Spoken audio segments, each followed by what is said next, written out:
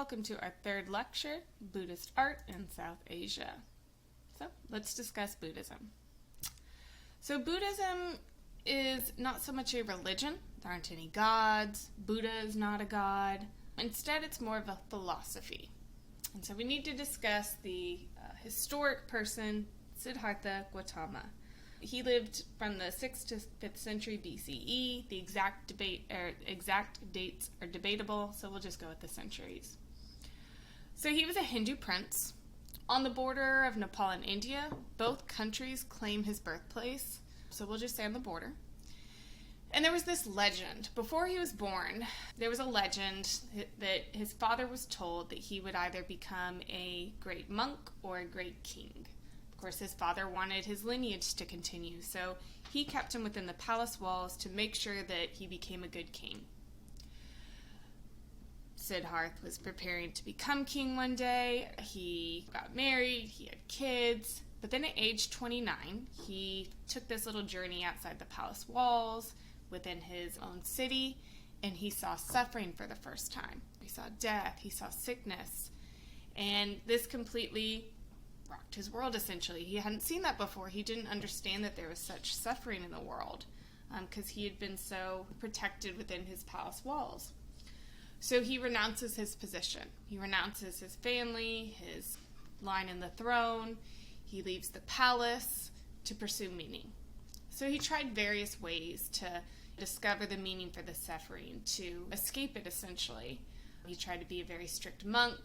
He tried fasting to the point where he was eating 1 grain of rice a day and with skin and bones, etc., etc.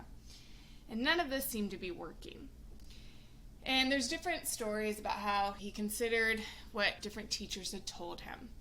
And one that stands out is that one teacher was comparing this pursuit of enlightenment to the string on like a guitar, and how if it's too tight and you pluck it, it will break. So that essentially Siddhartha was trying too hard.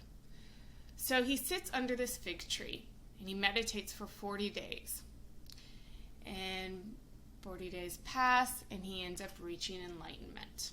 And so this is nirvana or moksha in Hinduism, enlightenment. And so he no longer has to continue in this cycle of suffering, of this reincarnation. And so this tree under which he gained enlightenment is called the Bodhi tree. In fact, Buddha means the awakened one. So he is awakened. He has this liberation from samsara and from suffering. So he spends the next 40 years teaching others his dharma, his law, what he's meant to do. He teaches the Four Noble Truths, the Eightfold Path of how to achieve this enlightenment. And then after his death, his followers wrote down his sermons. These are called the sutras. So the Four Noble Truths are that life is suffering. The reason for suffering is desire. Freedom from suffering is to end that desire or attachment. And that the path to freedom is the Eightfold Path. So the Noble Eightfold Path is what helps a person be liberated from samsara, to reach nirvana, enlightenment. And it's basically a way to act right. And it's a skill. It takes a lot of practice. Oh, you don't need to know each of those details.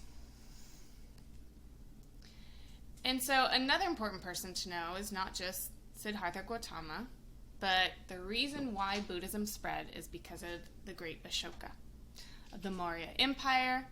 We developed the Mauryan style of art, and it's defined by this really smooth, polished look. So Ashoka, 268 to 232, before we go into the Stupa of Sanchi, he ruled from 272 to 231. He had just ended this extremely bloody war with another kingdom. There's many kingdoms. Our modern political maps do not reflect the many kingdoms of centuries ago. And so he's filled with this extreme remorse. There's over 100,000 that are rumored to be dead on both sides. And he keeps having these nightmares, essentially, of all these cries of death. And so he hears about Buddhism, and he turns to Buddhism for peace. And so this works for him. It gives him relief. And he wants to spread this peace across his new empire. to everyone who has felt this loss. And so he spreads Buddha's ashes across the empire, and those remains are placed in stupas, which are these mounds. At this time period, there are only aniconic images of the Buddha, so like remnants of his presence. We're not going to see an actual figural Buddha for a while. You'll know that from your reading. And so under his empire, he's the Maurya Empire, our Mauryan king, and so it's called the Mauryan style. Notice this relief in the upper left. Some elements should look familiar, right? We've seen this ancient Egypt, ancient Rome later, etc. This is 1st century BCE, so actually during, even as far back to our Etruscan art. Anyway, is this hand lifted, speaking to a crowd, demonstrating your power, hierarchy of scale. Consider how even like this sense of registers mimics our palette of Narmer from thousands of years before this. Let's talk about the pillars of Ashoka. So notice how highly polished it is and smooth and shiny. This is reflective of our Mauryan style. And so what are these pillars? So these pillars are pillars that he placed around his empire to be like signs or landmarks for this pilgrimage to visit these stupas which house the remains of the Buddha. Pilgrimage is an important aspect in many religions where they're traveling to these important places of historical religious figures or visiting the relics of historical figures, important religious figures. And so here we have these pillars. And so pilgrims would know that they're on the right path as they're walking toward one of these stupas that he creates. So what's familiar about this? Lions. We know that they represent power. Ashoka is utilizing this important symbol as well. And we're going to come back to this idea of this Dharma wheel. So another aspect is that think of how many like steles that we viewed and how they represent to a primarily illiterate people their symbolism of this new power. And so Ashoka has started this new empire. He has expanded his empire. So not only is he spreading Buddhism, but he's also spreading word of his new reign. So pillars had already been important in Hinduism. They are representing the axis mundi. So the axis mundi is this connection between the heavens and earth, the celestial and the terrestrial, so heaven and earth, and it's the connection between the two. So consider in Hinduism how much we talked about this balance, these opposites that are actually complementary or simultaneously occurring.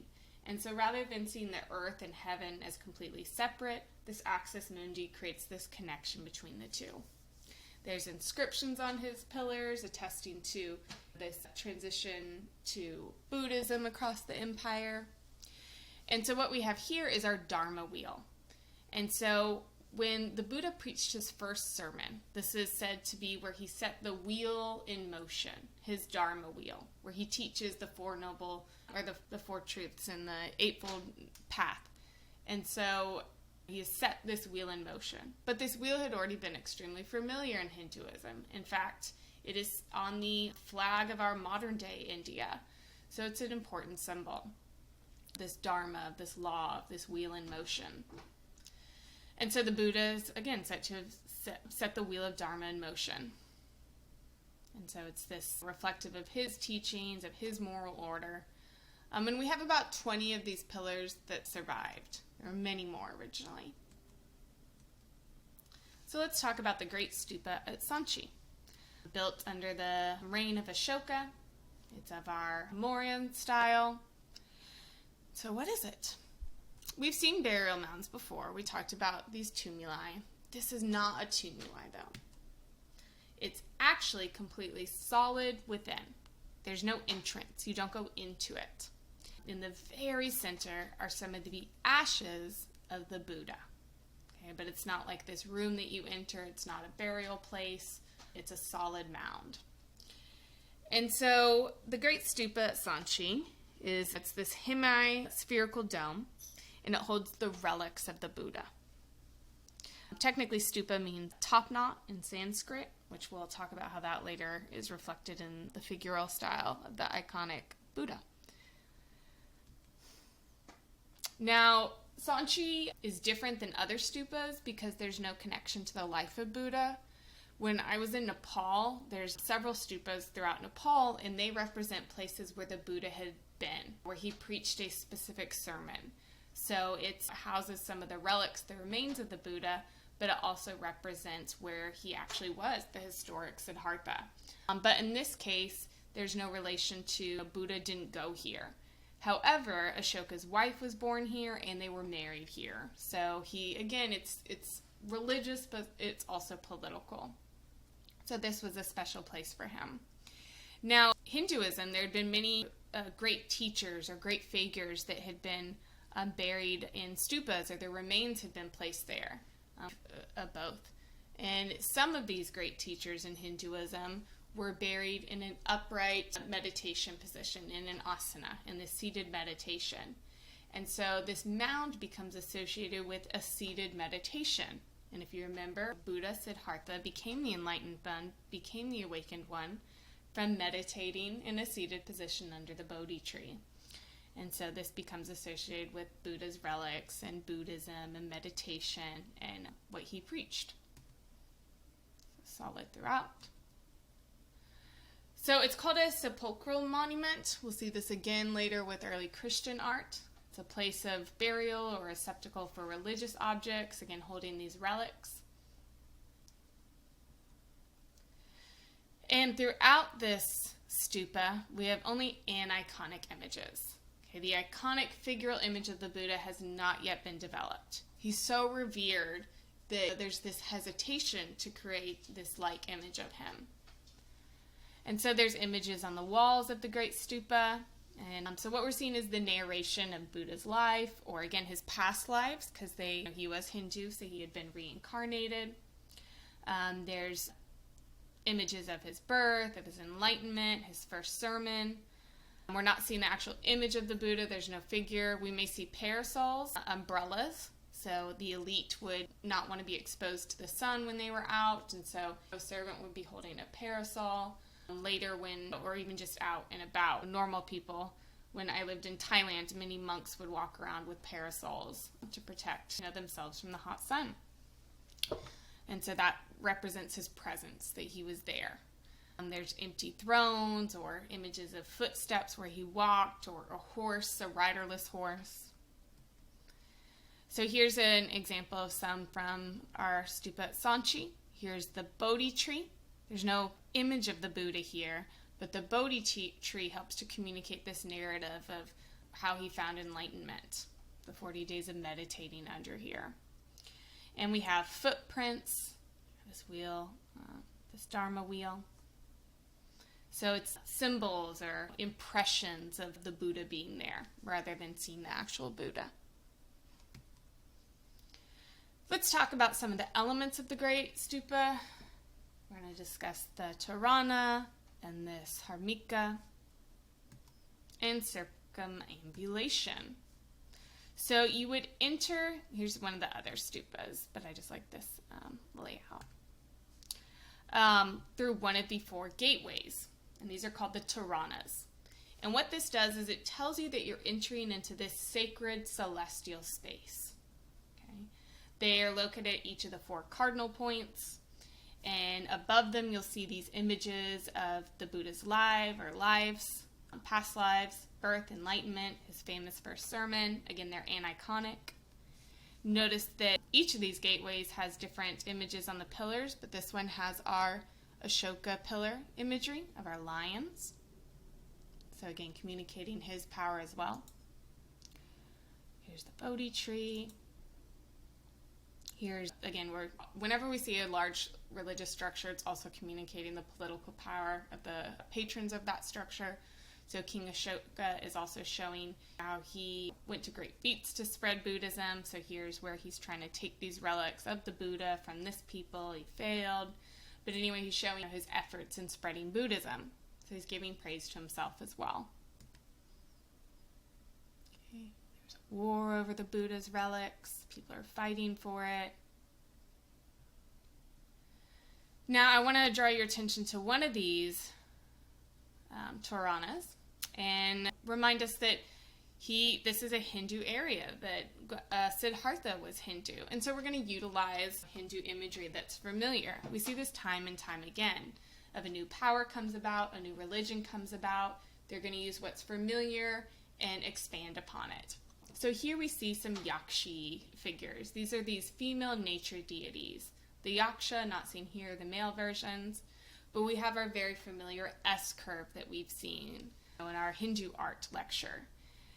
And so this nature deity is, most of the time when we see a female nude in the ancient world, it's associated with fertility, both for procreation as well as fertility of the land. Consider how we saw that with our prehistoric era. And so here we have this mostly nude female figure where her breasts and hips are emphasized as well as her genitalia. And so it's fertility in all senses. And so she was so fertile that this nature deity could touch a tree and that it would sprout fruit for the people. Again, of this bountiful nature of life to continue in these very difficult times with a short lifespan and high mortality rate. And so here we see this figure that's known in Hinduism, but there's also an argument that this is reflective of the story of the Buddha, and that the Buddha's mother, Maya Devi, immaculately conceived. There's numerous important religious figures in different religions that were believed to have come about through immaculate conception.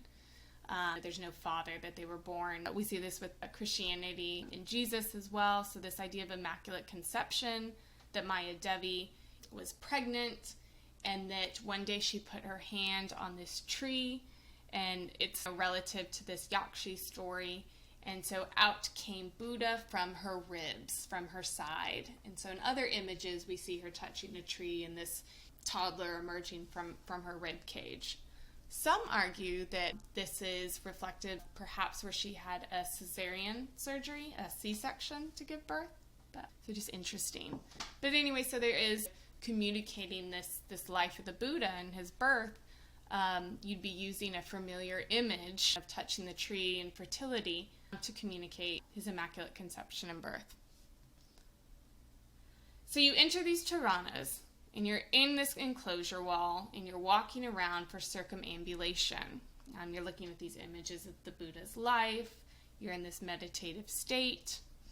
And you're also considering this top area on the top of the stupa, the harmika. And it's this square, fenced enclosure, and it symbolizes this sacred domain. And we see this yasti. And this is this pole representing the axis mundi again, which was familiar in Hinduism, of this connection between heaven and earth, or consider it like the earth's axis as well. And part of this pole are these chakras, and they're the umbrella-shaped disc, represents the energy centers, or the three jewels of Buddhism: the Buddha, the law, the monastic gathering of monks. A monastery develops near here. It also is in the shape of an umbrella to reference Siddhartha's princely status and how he gave that up, how he got rid of that attachment to achieve enlightenment,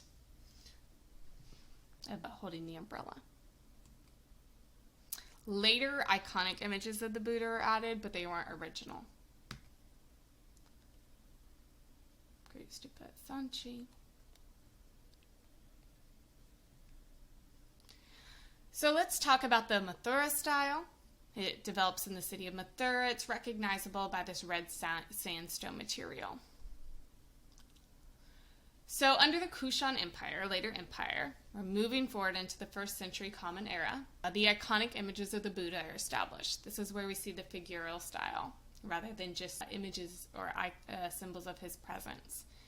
And so it develops in two areas. We have the Gandhara region, or the Gandhara style, up here.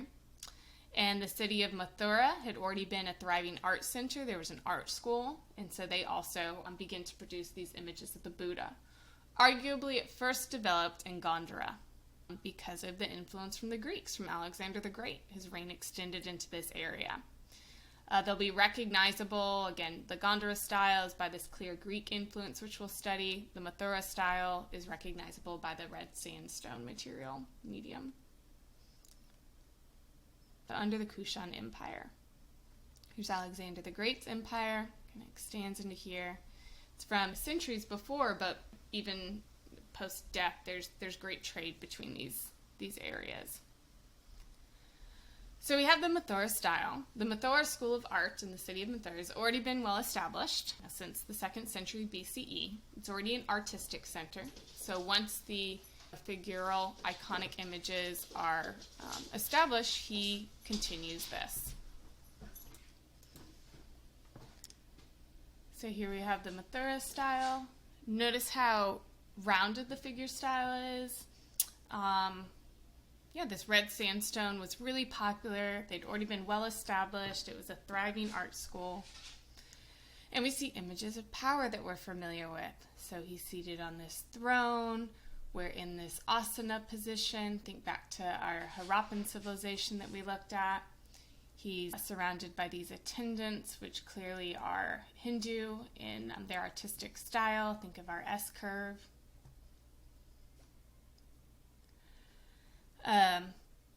Also the lions on his throne represent his power, these winged creatures. He also, Shiva Nataraj, had these broad shoulders. He has this mudra, the same abhaya mudra, no need to fear. And so we're going to discuss some of these aspects of his iconography, of how to recognize a Buddha. Note that I just want to point out he has these long earlobes. This represents his princely status, his princely origins, that he would have been wearing this elaborate jewelry, heavily ornamented, and that when he denounced this life and where he left the palace complex in search of how to relieve this suffering, is he took this out, but the remnants of that past life is still there, of this heavy jewelry. So Buddha iconography, of how to recognize it. So, he's going to be in this, for the most part, sometimes we see him standing, but he's in this asana position, oftentimes in this lotus position, one of the 3 basic poses. Again, the lotus flower, think back to Shiva, Nataraja, how it emerges through this muck, through this suffering, through this hardship in a pure way. So it represents enlightenment as well. He has these curved wrinkles, essentially, on his neck. Usually it's 3 of them. And there are these conch-like lines, and it's said to represent his deep and resonant voice when he would preach these sermons, telling others about this path or this dharma. It also is supposed to represent the 3 trainings: conduct, concentration, wisdom, because that eightfold path is a skill to develop. It's not one that comes to us, as you must practice it through your life or lives to reach enlightenment. We have the Urna, which is this 3rd eye. We saw that on our Shiva Nataraj. We see that in many religions and spiritual systems across the globe. It's in the middle of the forehead. In other images, we'll see where just a few hairs are coming down in a curly Q to represent this 3rd eye. And his hand is in specific mudras, these hand positions which have significant meaning. Here's our later image, because I want to point out the Ushnisha, which is the bump of knowledge on the top of his head, our other one it was missing. And this symbolizes his spiritual wisdom, his accumulated wisdom. And it's not just like a man bun, like a top knot. It's where he gained so much knowledge that his skull actually developed a bump on the top of his head to hold this new knowledge, that it was beyond what his normal brain was capable of before. And so that's what this bump represents. He also has a halo. So this is representing this magnificent light radiating from the Buddha. We're going to see again later Christian art picks up on this idea of this magnificent radiating light to represent the divine. So he has a different set of mudras here. Here we have our Mathura style again. This red sandstone is what helps it be recognizable. The figure style is more rounded. And here we have our Buddha iconography. Let's talk about the Gandhara style. So the Gandhara style is influenced by the Greeks, Alexander the Great. even though he had passed away centuries earlier by this time, the influence is still there, the trade of ideas, of goods, etc., etc. In fact, there's an argument by numerous Indian historians that many of the Greek philosophy developed during this time actually has its origins in Hindu philosophy, that it was already well established in India, and that these ideas were taken by the Greeks and that they expanded upon it. So there's influence from both sides. So here we have our Gandharan style under the Kushan Empire. So arguably this is where the iconic image of the Buddha is established. So we have the Gandhara style versus the Mathura style. So what do we recognize that's Greek here? Contrapposto pose, right? The sense of naturalism. The figure style of the face. Consider the wavy hair, reminds us of the high classical. And the drapery. So the drapery is the most recognizable. This heavy, realistic drapery, there's this sense of weight to it, where it's revealing parts of the body, and the contrapposto pose. So the face looks more Greek in essence. And so they are seeing these Greek iconic images of their gods. And so this opens up a way to be able to represent their important spiritual person, the Buddha. Here's another example of comparing our meditating Gandhara style seated Buddha versus our Mathura Buddha. So again, this emphasis on the drapery helps you to recognize the Greek version, our Gandhara and Greek influenced Gandhara version. He's also idealized. His muscles are more defined. His figure style looks more realistic. Again, that wavier hair of our like classical era or high classical. There's another example. Again, so primarily the drapery is what gives it away in the wavier hair. Notice that, again, so Buddha isn't a god. He's a teacher. In fact, anyone who achieves enlightenment is a Buddha. He's the first Buddha, just means the awakened one. And so here we have Hindu deities and important persons surrounding him who are gathering to hear his sermons. So consider the Greek style of the throne that he's seated upon. So there we have our icons of the Buddha established. Let's talk about the Gupta Empire.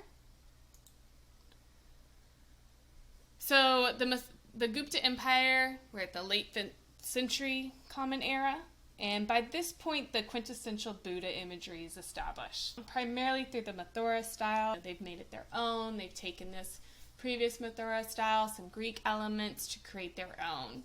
So here is our iconic Buddha, which is utilized even in the present day. Though it should be noted that the Gupta Empire used Hinduism to unify their empire. So here is where we see the shift from Buddhism being the most popular for a period of time to where now, after the Gupta Empire, Hinduism becomes the most popular religion in South Asia, modern-day India, and parts of Pakistan. Now, I want to note, just so that, is that there's a difference between a bodhisattva and a Buddha, and that these images are often described as the Buddha. But if you'll notice, there's some differences. So a bodhisattva is a person who has reached enlightenment, and rather than exiting the samsara, because they've reached enlightenment, so they may exit, they've chosen to reincarnate or stay on earth to help spread the message of enlightenment. So they're sacrificing that to be able to help others. And so it's almost like this saintly figure. And the bodhisattva often has a mustache. There's much more elaborate ornamentation. He often has longer hair. So there's elements that we're familiar with the Buddha, consider the third eye, etc. But these slight differences indicate that this is a bodhisattva rather than Siddhartha Gautama, the first Buddha. So just FYI. So we've been looking at India, Pakistan, Nepal, and we're going to head down to Indonesia just briefly, and then up to Afghanistan temporarily. So here we are, Indonesia, Southeast Asia. So interestingly enough, outside of our India, Pakistan, Nepal region, Buddhism really hits the ground running in Indonesia. So it spreads into Southeast Asia, shortly after China, Japan, etc. But what we see is the spread of Buddhism in Indonesia. So today it's primarily an Islamic country, but during this time period, 8th and 9th century, and even before, it had become a primarily Buddhist area. And so this was under the Sailendra dynasty. What we're looking at is the Borobudur temple in central Java, Indonesia, under the Sailendra dynasty. Now, you don't need to know all these digits, but it took 75 years to build. This is an extremely elaborate complex. We're looking at one temple of a whole complex. It's 400 feet on each side. It's 98 feet high. There's 7 levels. There's 1,460 relief panels. Again, you don't need to know those numbers. I just want you to appreciate how large and elaborate this temple is. It's a pyramid-type structure. It's part of a larger complex, and we'll discuss the concept of a mandala. It's surrounded by a mountain range, including an active volcano. And so again, we're seeing this mimicking of a mountain. We saw this in Hinduism. There's references in Greek art and in so many religions across the globe where these mountains are closer to the heavens, the celestial, so it's often associated with the gods, or where the gods reside. So the Sailendra dynasty had connections to India. There's some argument that they came from there, more likely a transference of ideas that they used to establish their own dynasty and rule. So we see this S-curve, we see what looks like almost similar to the Yakshi figure that we looked at. So this very clear Hindu influence of South Asia. Here's a painting of a reconstruction when it was at its height. It was a pilgrimage site. And so it had, what we have is that 750 to 930, the empire abruptly ended. We don't know why. And this whole complex was completely abandoned, like it was left to the jungle. Very few knew about it. And then so we have all the way until 1814 where it's refound. So locals knew about it. This is where the name derives from. But so Sir Thomas Raffles, he was a British person who was here. Yeah, and so he found it. And so they cleared it out. And yeah, we're not sure why it was abandoned, but could you imagine what a neat discovery? Here's a picture of how they built like this tea house on the main stupa. Much of it had been left to ruins. This has been abandoned for centuries. So much of it has now been reconstructed. So we've already talked about circumambulation, and we're going to see that with this temple and how you would be circumambulating in this clockwise direction again, contemplating the life of the Buddha, of how to let go of attachments to achieve enlightenment as the Buddha preaches. And so this is representing a spiritual journey. Consider the spiritual journey that we saw with our Hindu temples, culminating in this access to the divine. And so here we have this spiritual journey culminating in enlightenment. So you would walk clockwise to the top. It's about 3 miles long, so again, it's physical, but it's also this spiritual journey. It's difficult to walk those 3 miles, and so achieving this or pursuing this eightfold path is also difficult, but it leads to enlightenment. There's 720 panels illustrating the 500 birth stories of the Buddha, so representing these previous lives in which he was this important figure, or past important historical figures that are believed to have been the Buddha in one of his reincarnations. You don't need to know those digits, but just know that there are many panels of the Jakata birth stories of the Buddha, his different lives. So here we see these 7 different levels. The lower levels represent the world of desire and greed, and then as you're walking upward, you're visibly seeing these instructions on how to conquer attachment. And at the top level are these meditating Buddhas and saints, and the highest stupa represents this highest realm. It's formless, it's open, again, so this spiritual path of achieving enlightenment. Here we are.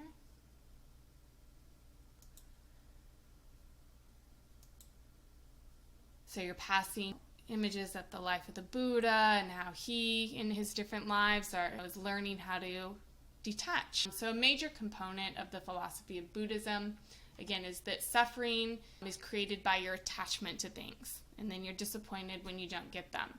And so to not experience suffering, to end the suffering, is you develop this concept of non-attachment, is you aren't getting attached to worldly things. Here's his mother on her way to give birth. So within these niches, we have all these Buddha statues. Many have been looted, unfortunately. And so we've gone up these 6 levels, and we're entering the top, and of course we're passing through these elaborate designed archways, again representing this access to the divine, to the celestial area. Think of how we saw that with Hindu temples or the Taranas at the great Stupa of Sanchi. And at this top section, you have these stupas. Within these stupas were Buddha images, so you could peek through and see it. Here's an example where the outer stupa has been removed. But the topmost doesn't have a stupa, doesn't have a Buddha within it. So it's formless. It really represents the celestial. And so here's a new term, the mandala, as many argue that the shape of this represents a mandala, which is this cosmic map of the connection between the celestial and the terrestrial, between heaven and earth, and how the stupa also represents this axis mundi, the celestial pole, the axis of the globe, the celestial to the terrestrial connection. And of course, both of these concepts are much more in depth than what I'm going into, but just here's some grazing the surface of how they're relative to this temple. Here we go. Let's talk about Afghanistan and the Silk Road to complete our Buddhist art lecture. And so we're going to head to Afghanistan. So you may be familiar with the Silk Road. If not, it's this connection between East and West, between our Mediterranean Sea, ancient Greece, Rome, etc., through the Arab world, through the Middle East, through Persia, India, China, all of which are connected by land and by water. So it was really established by the Han Dynasty, which we'll study next in our East Asia section of this unit. And it was used by traders for 1,500 years. And there are multiple routes. Even this one is generalizing. So these goods and ideas that are being transferred back and forth. Here's we think of globalism just in the modern day world, but we're going back to 130 BCE. So let's talk about the Bamiyan Buddhas in Bamiyan, Afghanistan.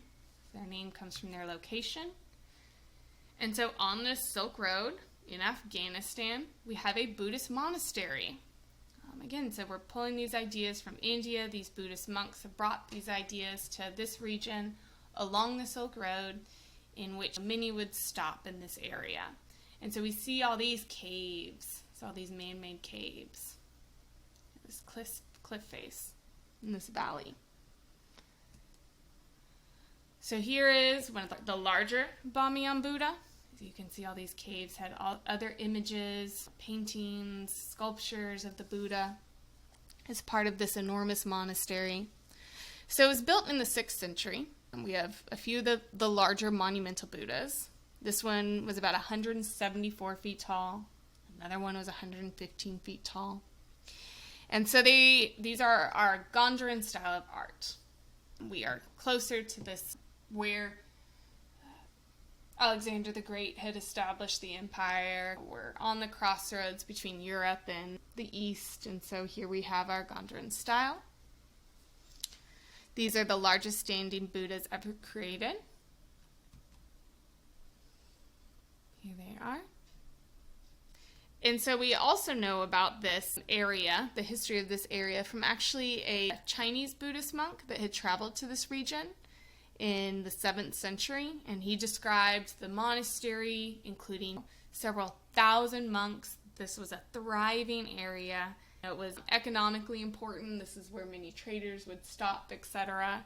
And so this was a really thriving area. These sculptures would have been elaborately dressed, etc., well taken care of, so definitely not in the state that we're looking at here.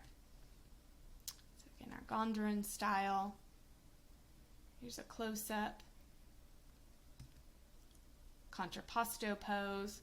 And so here's the plan from the floor plan of where you would circumambulate around his feet. Okay, and there's these little niches with communicating different aspects of Buddhism. Here's some of the decorative niches. Here's a bodhisattva. These have been removed. So again, this Chinese monk describing it. It would have had gemstones and gold relief, and it was a major monastery. There were copper statues, and so we have these expensive materials that were used, which really indicates the thriving economy right here. But unfortunately, these have been a victim of iconoclasm, and they no longer exist. So they had been declared a World Heritage Site, and they were destroyed in 2001 by the Taliban. So the Taliban saw iconographical images of any deities as being against God and that they against Allah, and so they needed to destroy them, and so they did in 2001. Now, part of this was a political move because the UN by this point this is before 9/11, right before, same year. And so the UN had cut off funding to the Taliban once they saw the very clear terrorist activity that they had been doing. And so in retaliation, the Taliban destroyed these. So they no longer exist. All that we have are images. They were completely destroyed. Like, we can't even put them back together. So here's one of our modern examples of iconoclasm, which is the destruction of all of our history. This isn't just belonging to Afghanistan. This is belonging to the history of humanity.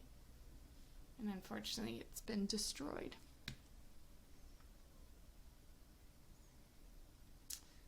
So there is Buddhism.